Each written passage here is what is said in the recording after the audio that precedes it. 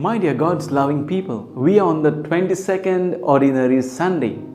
The Gospel reading in particular is very interesting this Sunday because it deals with many things such as the traditions of the elders, the worship of heart, the things that defile a person, following the commandments, and about the human heart. But just before that, let's quickly go through the first and the second readings.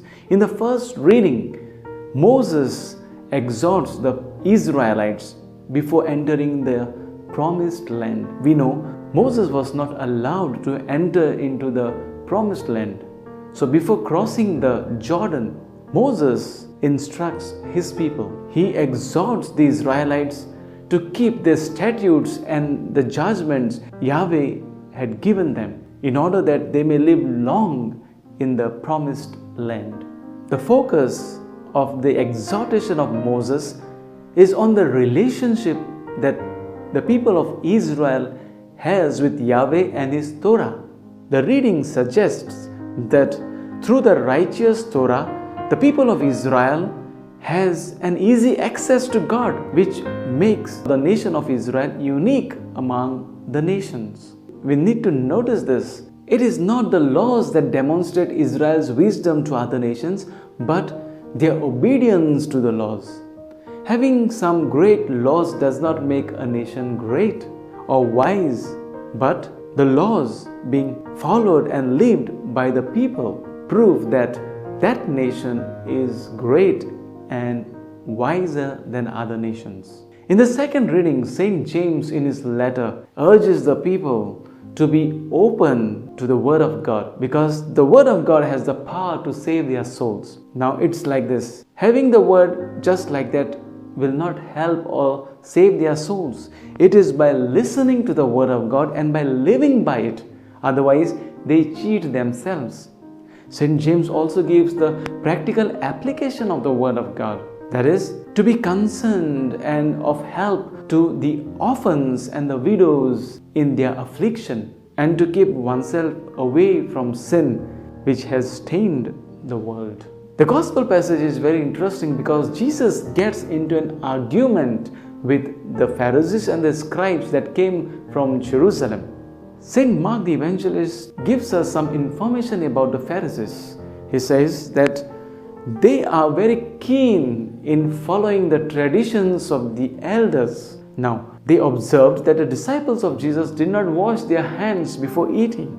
They asked Jesus, "Why do your disciples do not wash their hands? Or why do your disciples do not follow the traditions of the elders?" Jesus answers them strongly, citing Isaiah chapter 29 verse 13, which says, "This people honors me with their lips, but their hearts are far away from me. In vain do they worship me, teaching as doctrines the commandments of men." You leave the commandments of God and hold on to the traditions of the elders. This means that the Pharisees and the scribes neglected the commandment of God and gave importance to the traditions of the elders. Take for example the practice of Korban. Now, the commandment of God is this: to honor one's father and mother, which implies that they are to be cared for in their old age. Now, the practice of Korban is like this. Korban is an offering or a gift given to God or to the temple. It could be money or even property given to God. By giving this, they excused themselves of their responsibility of taking care of their parents in their old age, saying that, "Oh, we have nothing else to support our parents because we have given everything to God or offered to the temple." This amounts to just the lip service to God and not worship from the heart. That is why Jesus calls them hypocrites, for they do the lip service only to show off their piety before others, to show that they are true followers of their religion. Actually, they were not. Jesus teaches them what is more important. It is not just the external, but the internal. We come to the next point, which is very important, and that is regarding the matter that defiles a person. For the Pharisees and the scribes, the external purity, the ceremonial or the ritual purity was important. But for Jesus, the internal purity was important. The moral purity was important. Jesus gave priority to moral purity than to ritual purity. And therefore Jesus taught that nothing can make a person impure or unclean or defile a person, but it is only the sin. According to Jesus, a person is not morally defiled by what goes into the person through the mouth, but is morally made unclean or defiled by what comes out from the body through his or her mouth. So you see, Jesus harps upon the purity of our heart. What kind of heart do you have? What kind of service do you do to God? Is it just lip service? Does your worship come from a good heart?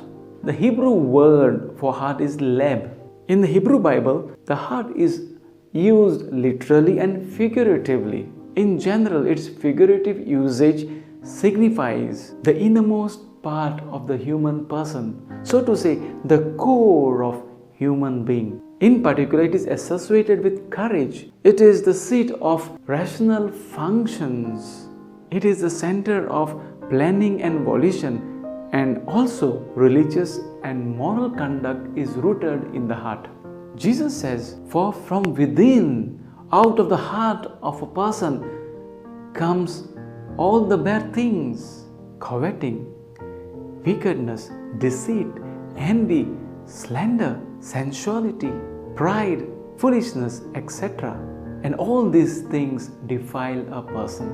So this Sunday calls us to reflect and see if our heart is a defiled heart, if our heart is an unclean heart. If it is so, let's humble ourselves before God, just as King David saying, "Create in me a clean heart, O God, and put a right and new spirit within me." And just to conclude, we may have a lot of rules and regulations, laws, commandments. We are to live by them, not by the letter of the word, but by the spirit of the word. It's very important to know the why of the law, that is, the purpose of the law. May God bless all of you.